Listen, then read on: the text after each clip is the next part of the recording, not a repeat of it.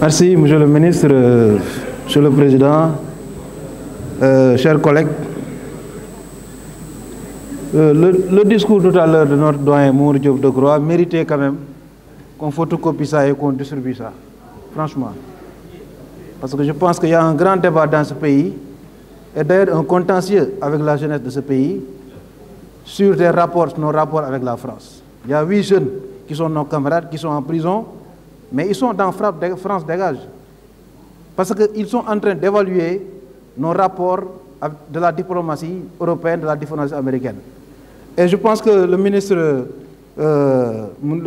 Cheikh Tidiane Gadio a beaucoup travaillé sur la diplomatie africaine. Je pense qu'aujourd'hui, le problème qu'on a, je vous dis franchement, parce que moi je discute avec les jeunes de ce pays, et si on ne fait pas attention, lors des élections présidentielles prochaines, les candidats qui ne mettront pas d'une manière très claire dans leur programme de gouvernement cet aspect-là ne seront pas élus, parce que c'est les jeunes qui élisent les présidents ici. Tout le monde l'a compris, depuis Macky Sall, depuis Abdou, tout le monde a compris que c'est les jeunes qui élisent les présidents. Donc c'est un grand débat qu'il faudrait revoir. Parce que nous, ce que les jeunes disent, monsieur le ministre, je vais vous le dire. Les jeunes disent qu'ils veulent que le phosphate qui est exploité au Sénégal, qu'on puisse vendre ça en termes d'industrialisation, l'engrais, et puis au niveau sous-régional, qu'on puisse vendre ça aux pays africains. Ils disent que le coltan qui est exploité au Congo, qu'on puisse se vendre ça. Et que le Sénégal et le Nigeria puissent avoir des raffineries qui puissent exploiter le pétrole. Parce que nous, on a dit que l'évaluation de nos rapports avec la France aujourd'hui doit être win-win. On doit gagner sur nos rapports avec ces pays-là. C'est ça que nous disons. Et puis c'est un grand débat. Ne pensez pas que nous sommes dans le jeunisme ou bien dans la vanité de l'adolescent. C'est un débat qui va revenir demain. Les gens vont en parler dans les plateaux. On va en parler tout le monde. Il y aura des candidats jeunes, moins de 40 ans. Il y a un candidat qui a fait 17%, d'autres feront 20%, certainement, ou 30%. Si ce débat-là, on ne le prend pas avec beaucoup de responsabilisme.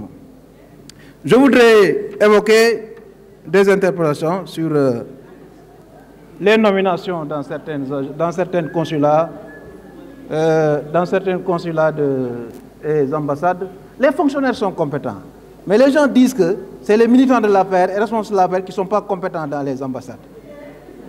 Parce qu'il y a un débat, je vous le dis, moi je ne reflète que ce que les gens disent.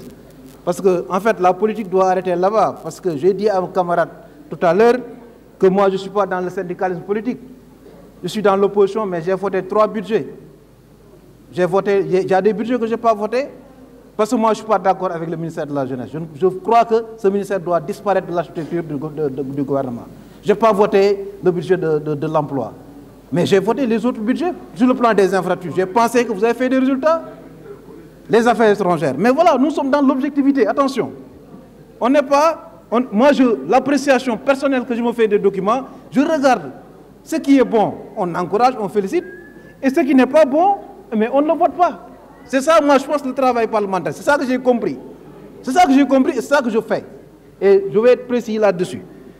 L'interprétation sur les 850 millions du prêt que le consulat de Milan a fait, Mme Rokhaya Batouré, on veut des précisions là-dessus.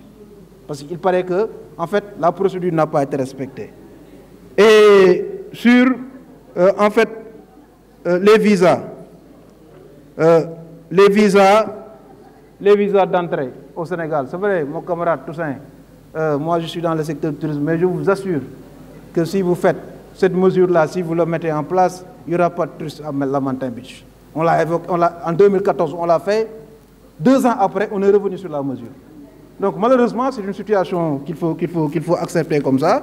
C'est difficile de le dire parce que aujourd'hui, en fait, les jeunes sont en train de prendre, de mourir au niveau des pirogues dans les mers. C'est que parce qu'il n'y a pas une politique d'emploi adéquate dans ce pays. Maintenant, nous, ce qu'on a compris, c'est que vous avez une capacité d'écoute. C'est ça que les jeunes disent aussi également. Vous n'avez pas de difficulté, vous n'avez jamais eu de difficulté dans les ministères précédents parce que vous écoutez les gens. Moi, je pense que... Voilà, je vous remercie. Je vous remercie. La